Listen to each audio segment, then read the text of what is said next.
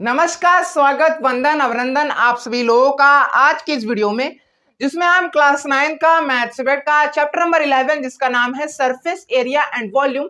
तो आज की इस वीडियो में हम इस चैप्टर के एक क्वेश्चन नहीं 2 क्वेश्चन को अटेम्प्ट करने वाले हैं। तो बिना देरी के शुरुआत करते हैं आज के इस वीडियो की और श्री गणेश करते हैं इस क्वेश्चन प्रैक्टिस की वीडियो का। तो आज की इस वीडियो का सबसे पहला क्वेश्चन आपके स्क्रीन पर शो हो रहा है, जो कि कह रहा है कि a hemispherical bowl has radius of 3.5 centimeter.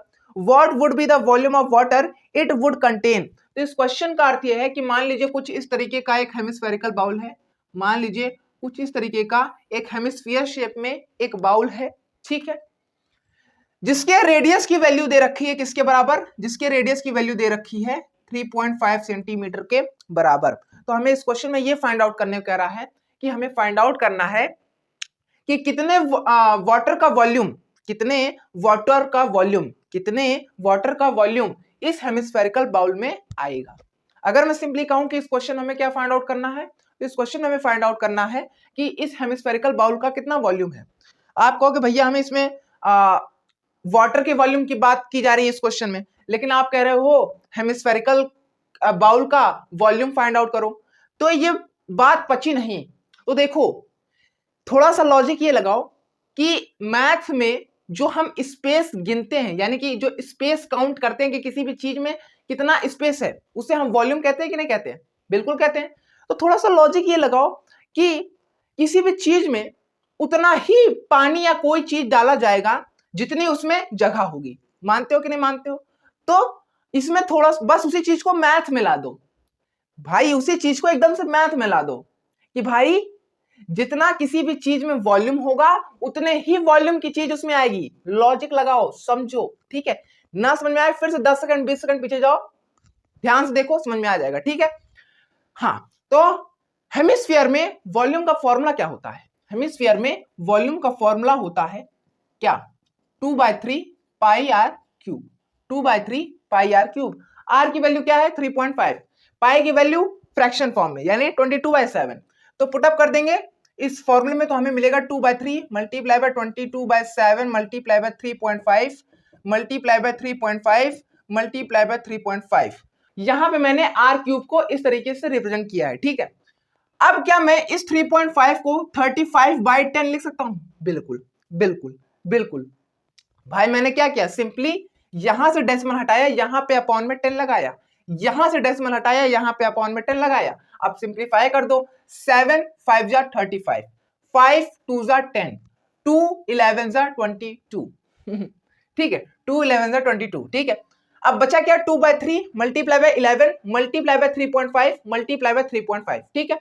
अब डायरेक्ट कैलकुलेशन कर दो तो आपको क्या मिलेगा? 2 मल्टीप्लाई बाय 11 कितना होता है? 22। 2 मल्टीप्लाई बाय 11 कितना होता है? 22, ठीक है। अब 22 को मल्टीप्लाई करो 35 से, क्या मिलेगा? 5 2 10, 5 2 10, 1 कैरी था, 11 हुआ, ठीक है। अब 3 2 6, 3 2 6 कितना हुआ? 0 617 617, ठीक है। डेस में लगा दोगे तो आपको मिलेगा 77 सिर्फ और सिर्फ, ठीक है। अब इसी 77 को फिर से मल्टीप्लाई करोगे 35 से, तो आपको कितना मिलेगा? 5 7 जा 35, 3 कैरी, 5 7 जा 35, 3 कैरी था, 38 हुआ। 3 7 जा 21, 2 कैरी, 3 7 जा 21, 2 कैरी था, 23 हुआ, ठीक है। 5 8 1 9, 3 3 6 2, 2695 डेसिमल लगा देंगे तो आपको मिलेगा 269.5 यानी 269.5 269.5 269.5। अपॉन में भी कुछ आएगा क्या? बिल्कुल आएगा। क्या आएगा? अपॉन में 3, ठीक है भाई। 2/3 का यहां पे आया, ठीक है, ठीक है भाई। देखो 2/3 का जो अपॉन में 3 था वो यहां पे आ गया, ठीक है। समझ में आया क्या? समझ में आया क्या? अब इसे आपको और सिंप्लीफाई करना है, जो फाइनल वैल्यू आएगी वही इस हेमिस्फेरिकल बाउल का वॉल्यूम होगा, वही उतने ही वॉल्यूम का वाटर इस हेमिस्फेरिकल बाउल में आएगा, यानी कि वही फाइनल वैल्यू इस क्वेश्चन का आंसर होगा। और इसी तरीके से आपको इस क्वेश्चन को सॉल्व करना, ठीक है। अब बढ़ते हैं बिना किसी देरी के दूसरे क्वेश्चन पर। तो आज की इस वीडियो का सेकंड क्वेश्चन आपके स्क्रीन पर शो हो रहा है, जो कि कह रहा है कि the diameter of moon is 1/4 of earth's diameter what fraction of earth's volume is the volume of moon. तो इस क्वेश्चन का अर्थ ये है कि मान लीजिए कुछ इस तरीके का मून है, इस तरीके का मून है और बिल्कुल इसी तरीके का एक अर्थ है, ठीक है। तो इस क्वेश्चन में ये कह रहा है कि जो मून का डायामीटर है, जो मून का डायामीटर है वो 1/4 किसके, अर्थ के डायामीटर के, अर्थ के डायामीटर के, ठीक है। ठीक है, इस क्वेश्चन में क्या कह रहा है, इस क्वेश्चन में ये कह रहा है कि जो मून का डायामीटर है वो बराबर है किसके, 1/4 ऑफ डायामीटर ऑफ अर्थ, ठीक है। इस क्वेश्चन में ये चीज कहा जा रहा है, ठीक है। अब इस क्वेश्चन में हमें आगे ये फाइंड आउट करने क्या रहा है कि अर्थ के वॉल्यूम का कितना फ्रैक्शन, अर्थ के वॉल्यूम का कितना फ्रैक्शन बराबर होगा किसके, मून के वॉल्यूम के, बराबर होगा किसके, मून के वॉल्यूम के। तो हमें उस फ्रैक्शन को फाइंड आउट करना है, हमें उस फ्रैक्शन को फाइंड आउट करना है। कैसे फाइंड आउट करेंगे उस फ्रैक्शन को, तो देखिए इससे थोड़ा सा हम खेल खेलेंगे। क्या खेल खेलेंगे, इस अर्थ के डायमीटर को इस तरफ ले आएंगे, तो इधर मल्टीप्लिकेशन में है, इधर जाएगा तो डिवीजन में हो जाएगा। तो ये हो जाएगा डायमीटर ऑफ मून अपॉन में diameter of earth is equals to 1/4। Diameter of moon upon में diameter of earth is equals to 1/4, ठीक है, ठीक है, ठीक है। अब जैसे ही इस क्वेश्चन में हमें यह पता चला कि हमें फाइंड आउट करना है कि अर्थ के वॉल्यूम का कितना फ्रैक्शन बराबर होगा मून के वॉल्यूम के, तो हमें सबसे पहले ये पता चला इस चीज से कि हमें फाइंड आउट करना होगा सबसे पहले इन दोनों के वॉल्यूम की वैल्यू। तो ये दोनों किस शेप में है, ये दोनों किस शेप में है, ये दोनों हैं स्फीयर के शेप में। और स्फीयर में वॉल्यूम का फॉर्मूला क्या होता है, स्फीयर में वॉल्यूम का फॉर्मूला होता है 4/3 pi r cube, 4/3 pi r cube, ठीक है, ठीक है, ठीक है। अब देखो इस क्वेश्चन में हमें क्या फाइंड आउट कर रहा है, एक बार लिख के देखें। तो इस क्वेश्चन में हमें ये फाइंड आउट करने को कह रहा है कि अर्थ के वॉल्यूम का कितना फ्रैक्शन, अर्थ के वॉल्यूम का कितना फ्रैक्शन बराबर होगा किसके, मून के वॉल्यूम के, मून के वॉल्यूम के, यानी वॉल्यूम ऑफ मून। हमें कुछ ये फाइंड आउट करने को कह रहा है इस क्वेश्चन में, बिल्कुल बिल्कुल। तो हमें इस फ्रैक्शन की वैल्यू निकालनी है इस एक्सप्रेशन में, बिल्कुल बिल्कुल। अब अगर हमें इस एक्सप्रेशन में इस फ्रैक्शन की वैल्यू निकालनी है तो क्या हम वॉल्यूम ऑफ अर्थ को इस तरफ ले आएंगे, बिल्कुल बिल्कुल। तो यहां मल्टीप्लिकेशन में है, यहां जाएगा तो क्या हो जाएगा, डिवीजन में। तो क्या एक्सप्रेशन बनेगा, हमें मिलेगा volume of earth, sorry volume of moon upon में volume of earth, okay okay. तब जाके हमें ये एक्सप्रेशन देखने को मिलेगा, कैलकुलेट करने पे ये एक्सप्रेशन मिल जाएगा कि नहीं मिल जाएगा, बिल्कुल मिल जाएगा, ठीक है। अब मून के रेडियस की वैल्यू को हम